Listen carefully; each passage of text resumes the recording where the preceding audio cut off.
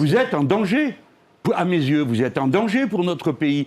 Vous avez une vision rabougrie de la France, vous êtes un raciste, vous avez été condamné pour ça, vous êtes un homme qui professait une vision de la virilité extrêmement curieuse, extrêmement violente, c'est vous qui écrivez que les femmes sont le butin des hommes. Vous estimez que je contamine le débat public, c'est-à-dire que je suis comme un virus qui contamine.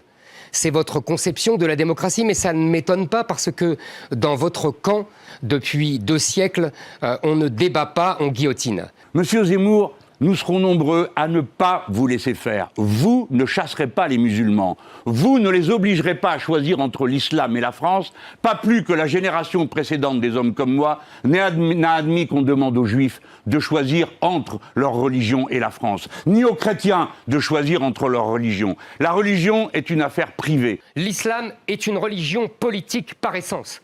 L'islam ne s'occupe pas de l'intériorité des fidèles, mais s'occupe des normes sociales et politiques.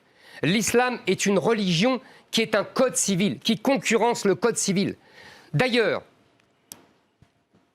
l'islam est tout à fait aux antipodes de la France. La force est mal employée, mal organisée, et qu'on a réussi, en lui faisant commettre toutes sortes d'excès et de violences, à la couper de la population. Je suis donc pour la dissolution des BAC, qui regroupent 7000 policiers alors qu'il n'y en a que 5000 pour la police judiciaire. Je suis pour la dissolution des braves, qui sont des motos qui circulent avec quelqu'un qui tape sur les gens derrière. Pour moi, la délinquance que nous vivons n'est pas une délinquance, c'est un djihad. Voilà. C'est une guerre qui nous est menée, une guerre de civilisation, une guerre de pillage, une guerre de vol, une guerre de viol et une guerre de meurtre. Vous n'avez pas honte? Non, j'ai pas honte du tout. Écoutez, le Zemmouristan, ça existe. D'accord? C'est pas mal. Ça existe. Oui, oui, ça existe. Un pays où les femmes sont rabaissées, un pays où il y a la peine de mort qui vous plaît, un pays où les homosexuels sont punis, et un pays où on adhère pas à la Convention internationale. Là, vous décrivez les banlieues islamisées, monsieur Mélenchon. L'Arabie Saoudite. Oui, ça s'appelle aussi les banlieues islamisées. Non, mais c'est leur programme, c'est ce que vous racontez. C'est très bien, monsieur Mélenchon. Ah ouais. Ah, ça, c'est très bien, parce que ce que vous venez ce que vous venez de décrire, c'est exactement les banlieues islamisées, où les femmes se font insulter et cracher dessus quand elles sont habillées en jupe. Ce qu'il aurait fallu, par exemple, sortir de l'OTAN, Jean-Luc Mélenchon. Moi, c'est ma position constante. Je pense que nous n'avons rien à faire dans cette alliance militaire, qui d'ailleurs n'a pas de sens. Je suis tout à fait d'accord avec le début de ce qu'a dit M. Mélenchon. Ah. Tout à fait. J'aurais dit la même chose, je dis ça depuis des années aussi. Je pense que l'OTAN aurait dû se dissoudre en 1990 quand l'URSS a disparu et quand le pacte de Varsovie a disparu. Il n'y a jamais eu d'accident nucléaire en France. Ah bon? Deuxièmement, je répète qu'abandonner le nucléaire, ça veut dire abandonner 200 000 emplois directs et une filière de 400 000 emplois.